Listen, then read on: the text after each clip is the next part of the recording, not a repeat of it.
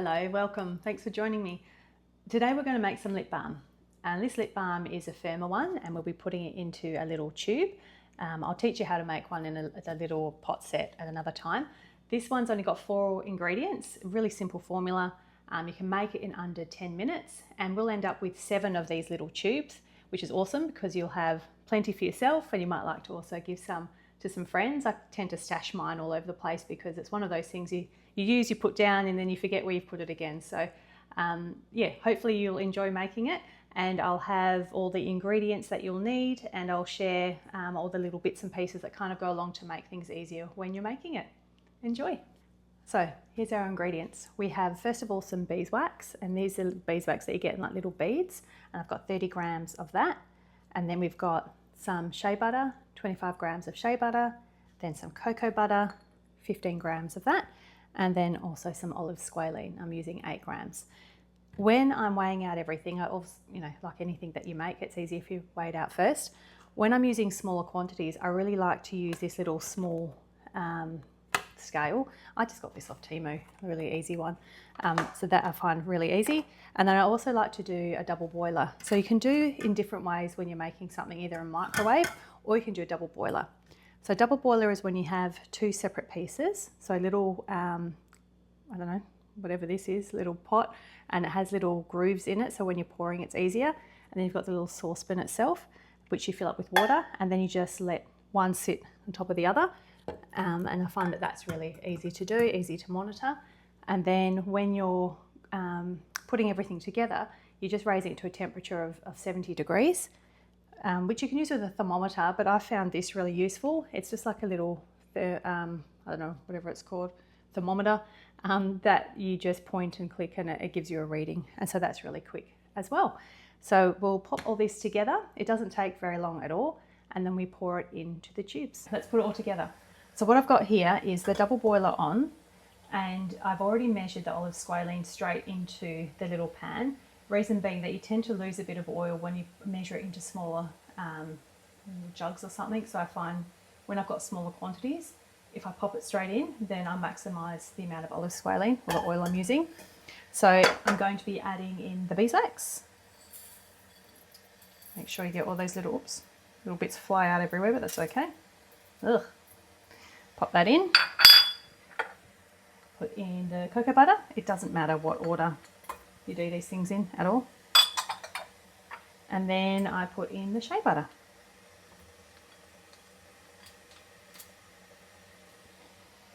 And then what you do is you wait for all of this to melt. So you can see here it's all starting to melt. What I tend to do is just give it a bit of a stir because that actually helps it just melt down a little bit quicker.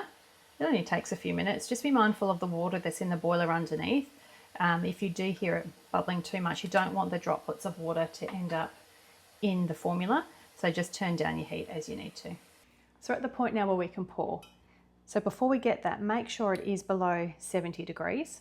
If it's above 70 degrees, which mine is, it's down at 58. If it's above 70 degrees, it's actually going to wreck your little tubes because they're not able to hold that much heat.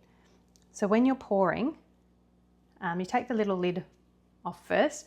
It's already wound down, so you don't need to do anything about that. And you just pour. So just really carefully, because it's still very hot, in, and you just put that down carefully and it will start to set. So you do that for each one. Oh, and we will a little bit still go over the edge, and that's normal.